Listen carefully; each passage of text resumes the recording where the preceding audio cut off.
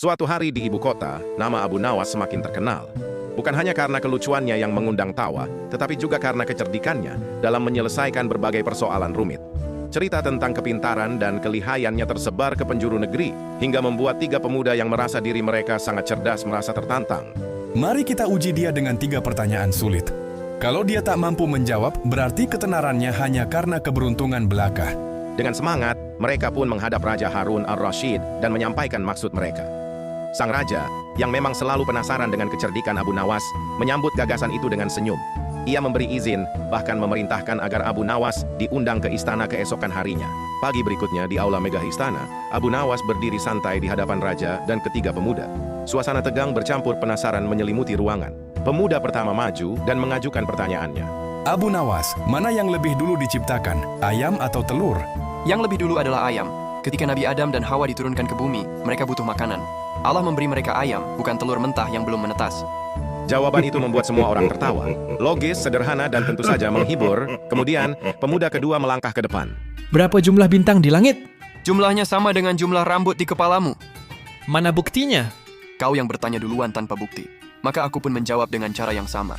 Tapi kalau kau bisa hitung bintang di langit, aku akan hitung rambutmu satu persatu. Gelak tawa pecah di seluruh ruangan. Semua mulai terkagum-kagum pada kecerdasan lidah Abu Nawas. Lalu, pemuda ketiga maju dengan wajah serius. Coba tebak, apa yang sedang aku pikirkan sekarang? Kau sedang berpikir bahwa aku tak akan bisa menebak apa yang kau pikirkan. Iya, benar. Itulah jawabannya. Kau berpikir aku akan gagal, tapi ternyata aku berhasil. Raja Harun al-Rashid tertawa puas dari singgasananya. Kalian bertiga tak bisa mengalahkan logika Abu Nawas, katanya. Ia bukan hanya cerdik, tapi juga paham cara kerja pikiran manusia. Ketiga pemuda itu akhirnya mengangguk takzim, mengakui kecerdasan Abu Nawas.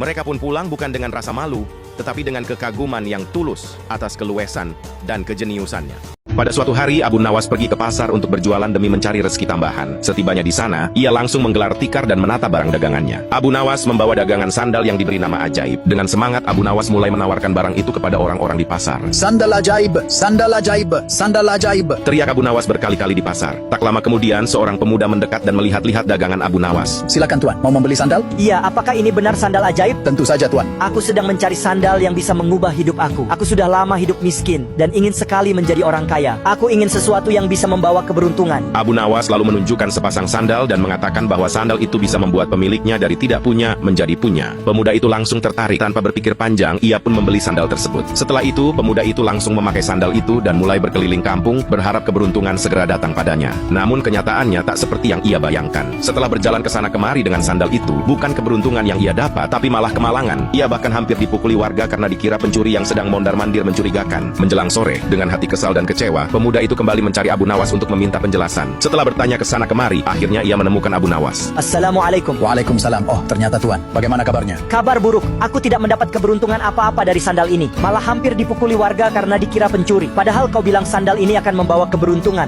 Mana buktinya? Maaf tuan, aku tidak pernah bilang begitu. Aku hanya mengatakan sandal ini akan membuat orang yang tidak punya menjadi punya. Sekarang buktinya, tuan sebelumnya tidak punya sandal ini. Sekarang sudah punya sandal ajaib. Pemuda itu terdiam. Ia mulai menyadari bahwa ia telah salah paham terhadap ucapan Abu Nawas. Lalu mengapa engkau mengatakan sandal ini ajaib? Oh, itu hanya namanya saja tuan. Namanya memang sandal ajaib, bukan berarti sandalnya punya keajaiban. Jangan percaya pada barang-barang ajaib. Percaya pada sesuatu selain Allah bisa membuat kita jatuh ke dalam kesyirikan. Akibatnya bisa mendatangkan kesusahan, baik di dunia maupun di akhirat, seperti yang tuan alami hari ini. Oleh karena itu, segeralah bertobat kepada Allah. Akhirnya dengan perasaan malu, pemuda itu pergi begitu saja tanpa sepatah kata pun. Ia menyadari jika ia telah salah karena berharap kepada selain Allah dan tidak berusaha terlebih dahulu. Sejak saat itu, pemuda itu pun bertobat.